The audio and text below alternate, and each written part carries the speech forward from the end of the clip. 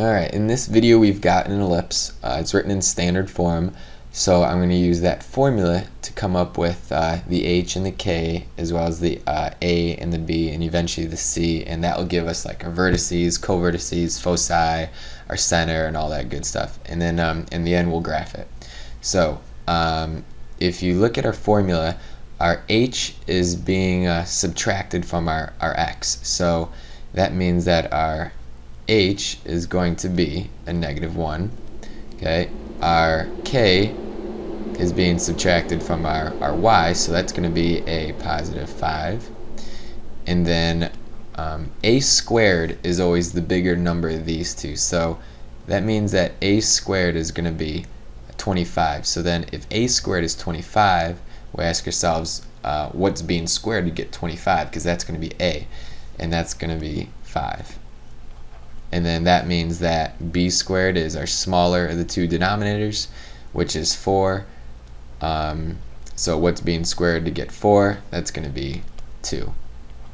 Okay, so now we got to use this information to come up with our vertices. So okay, now that we have all that called out, we want to figure out our vertices. So here's the formula for vertices.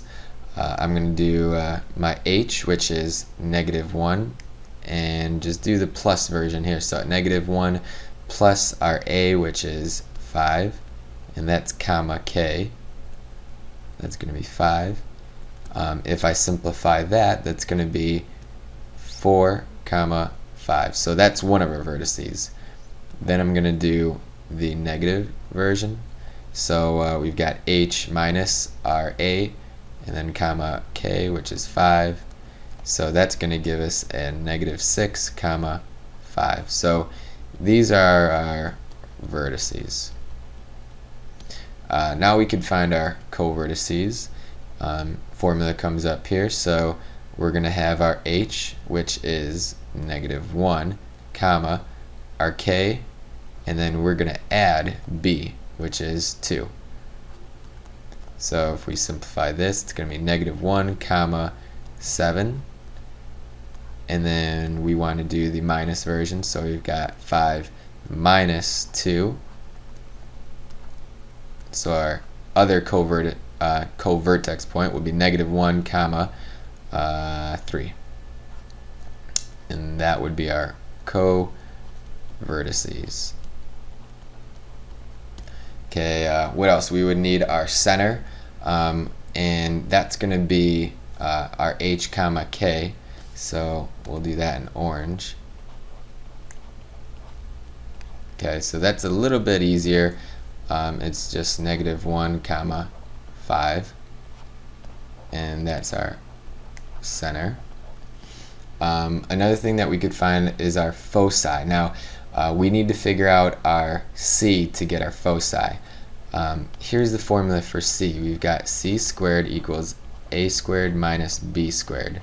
Okay, so to figure out that, we're going to plug in our a and our b. So we got to do 5 squared minus 2 squared, and that's going to equal c squared. Let's simplify this a little bit. That means we've got 25 minus 4, which is going to be c squared. 25 minus 4 is 21.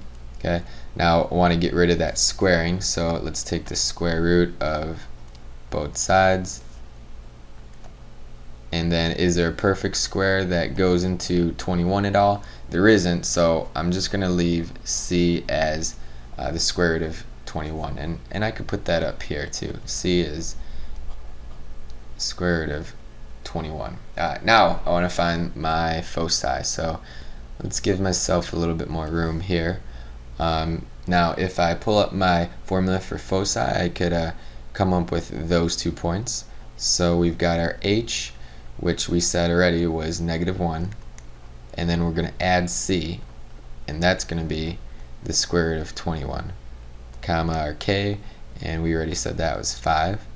So I'm going to simplify this because we're going to want to graph it. Otherwise, this would be an okay form to write the foci. This would be the exact form, but let's just approximate this for the sake of graphing. So -1 plus the square root of 21 is going to be about 3.58. And then we've got comma 5. So then I'm going to do the subtraction version. We've got -1 minus the square root of 21, comma 5. And then if we approximate that, -1 minus the square root of 21,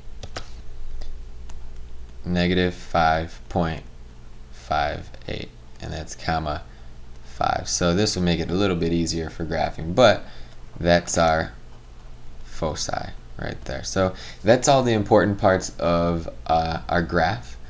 If we want to graph this, we could go to another page here.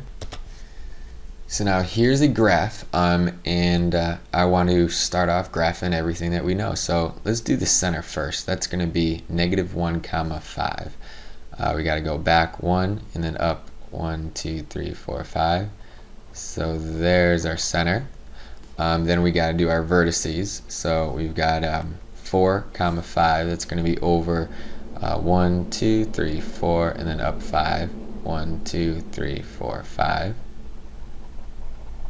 And then we go -6 comma 5. So that's -1, 2, 3, 4, 5, 6, and then up 5. 1, 2, 3, 4, 5. There's my vertices. We got to do our co-vertices. So -1 comma 7.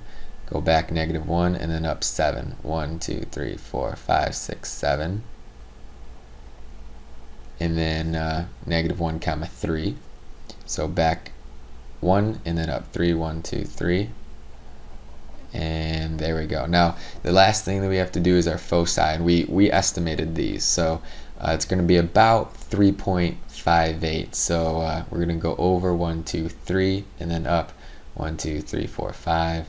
So somewhere right there, and I'll label that F for the foci, or for one of the focus points. And then we go back -5.58. So back 1, 2, 3, 4, 5. And then a little bit more because it's -0.58, and then we went up 5. So we're going to have a focus point right about there as well. Now it's just a matter of drawing the ellipse, and I'm not very good at this, but here goes nothing. It's going to be one part of our ellipse, and it curves up there, curves up like that, and then our last part, there we go. So that's not too bad. There's our ellipse. In the center here we've got our, obviously, our center at -1 comma 5. Here's our vertices in green here and there, and then our blue is our co-vertices, and it's a horizontal ellipse.